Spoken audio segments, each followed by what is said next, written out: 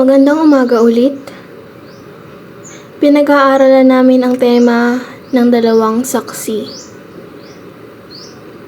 Ilang linggo na ngayon.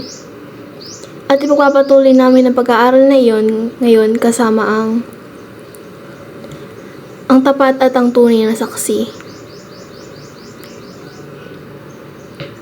Nakikita natin si Jesus na inilarawan sa mga terminong ito. Sa kanyang mamaya simbahan ng Laodicea, ito ang simbahan na walang magandang nakasulat tungkol dito. Walang magandang masabi si Jesus tungkol sa kanila sa anghel ng simbahan ng mga banal. Tama ang mga bagay na ito ay nagsasabi ng Amen, ang tapat at ang tunay na saksi. Ang simula ng paglikha ng Diyos. So titingnan natin kung anong ibig sabihin ito. Na siya ay tapat at totoo. Na siya ay isang tapat at tunay na saksi. Muli namin nakita ang ekspresyon sa pagtatapos ng paghahayag. Sa bahaging iyon ng paghahayag, Kabanata 19 na nag-alarawan sa ikalawang pagparito ni Jesus sa pagdating niya. Ang puting kabayo at sabi sa verse 11, nakita kong bumukas ang langit at namasdan ng isang puting kabayo. At nakaupo sa kanya ang tinatawag na tapat at totoo. Sa katwiran ay humahatol siya at nakikipagdigma.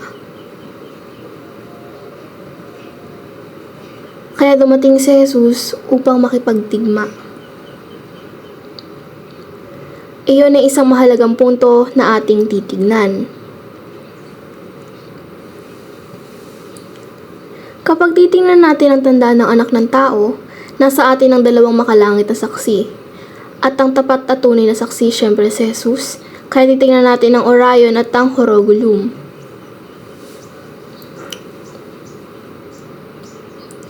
Iyon ay dalawang saksi sa parehong kumakatawan kay Jesus. At kaya titingnan natin, ano ang ibig sabihin nitong tapat at tunay na saksi?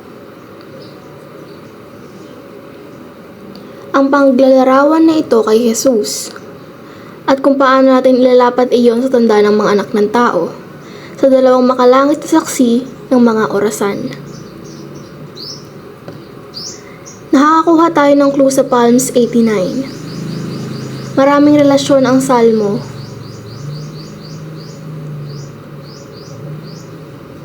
sa tanda ng anak ng tao. Pero titingnan natin itong verse. Sinasabi sa talata 14, ang katarungan ay paghahatol ang tahanan ng iyong trono. Ang awa at katotohanan ay nauuna sa mukha ng buhay. So may punto tayo. Mayroon tayong hustisya at paghatol sa isang panig. At mayroon tayong awa at katotohanan sa kabilang panig. Aling panig ang tumutugma sa alin? Ang katarungan at paghatol, naaayon sa Horogulum. Iyon ang panahon kung kailan hawak ni Jesus ang kanyang espada, ang pamalo ng bakal ang mga sandata ng pakikipagdigma. Sa kabilang banda, awa at katotohanan. Saang panig iyon nakaturo? Halatang sa kabilang panig. Kasya ba ito sa simbolismo? Dahil ang Orion ay kumakatawan kay Jesus sa anong kapasidad? Siya ang pinakapunong pari kaya ang mataas na pari. Mga ministro. Awa at katotohanan. Ang katotohanan ito ang nag-uugnay sa atin ng tapat at tunay na saksi. Kaya meron tayong unang indikasyon na siya ang katawan. Sa Orion kasama ang katotohanan.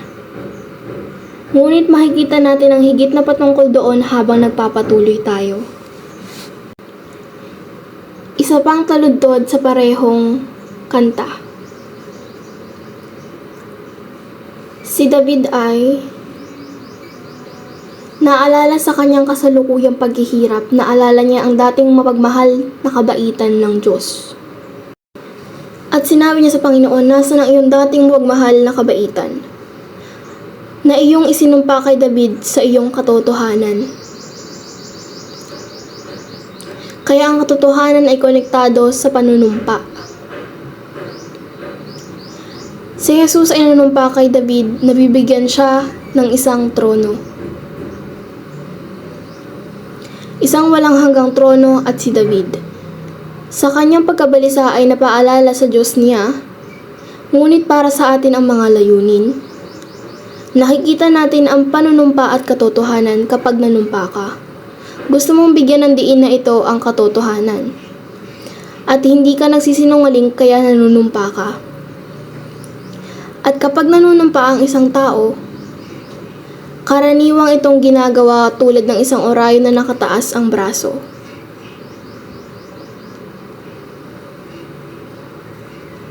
Kaya ito muli nakikita natin ang panunumpa at ang katotohanang panunumpa, ang katotohanang konektado kay orayon. Sa panimulaan ng paghahayag, Kabanata 1 simula sa 4 na bersikulo, tayo tinang natin ang kaunting tungkol kay Jesus at kung paano niya inilalarawan ang kanyang sarili. Juan sa 7 simbahan na nasa Asya, sumaiyo nawa ang biyaya at mula sa kanya ang kapayapaan, alin noon at alin ang darating. At mula sa 7 espiritu na nasa harap ng kanyang trono, at napag-uusapan na natin yan dati, ang 7 espiritu na gumagalaw sa kamay ni Orion. Kasama ang ecliptic. Kaya karaniwang titingnan natin ang Orion sa settings na ito. At nagpapatuloy siya at sinabi niya at mula kay Jesucristo na siya'y tapat na saksi. At ang unang ipinanganak ng mga patay. At ang mga prinsipe ng mga hari at sa lupa, sa kanya na nagmamahal sa atin at hinuhusgahan tayo mula sa ating mga kasalanan sa kanyang sariling dugo. Ngayon narito mayroon kaming isa pang palatandaan binabanggit ang tapat na saksi ng hindi sinasabi ang totoo. Kapag ang saksi isang tapat, anong ibig sabihin nito? Mapagkakatiwalaan mo ito. At sa maraming aspeto, ito ay nasasabi ng parehong kwento. Isang tapat na saksi ang nagsasabi ng totoo. Okay, meron may ibang pang paraan para maging tapat.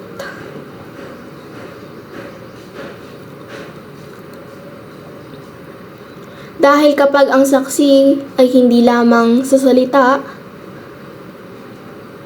ngunit sa ating buhay. Kung gayon ang ating buhay ay ang saksi. At kapag ang ating buhay ay isang tapat na saksi, tapos anong ibig sabihin nun? Ano ang sinasabi ni Jesus? O kanino sinabi at pinasigla ni Jesus upang maging isang tapat na saksi? Sino ang hinihikayat niyang maging tapat at hanggang kailan? Ngumisi. Sa simbahan ng Smyrna, ang kanyang sinulat, sinabi ni Jesus na maging tapat sa kamatayan dahil ang ating buhay dapat ay isang buhay ng katapatan at habang tayo ay nabubuhay ng tapat ay dapat magpatuloy. Kaya ngayon, nakikita natin ang isang katangian ng tapat na saksi. Yan ang pinapaniwalaan natin dito sa talatang ito. Dahil sinabi niya mula kay Jesucristo, sino ang tapat na saksi at ang unang ipinanganak.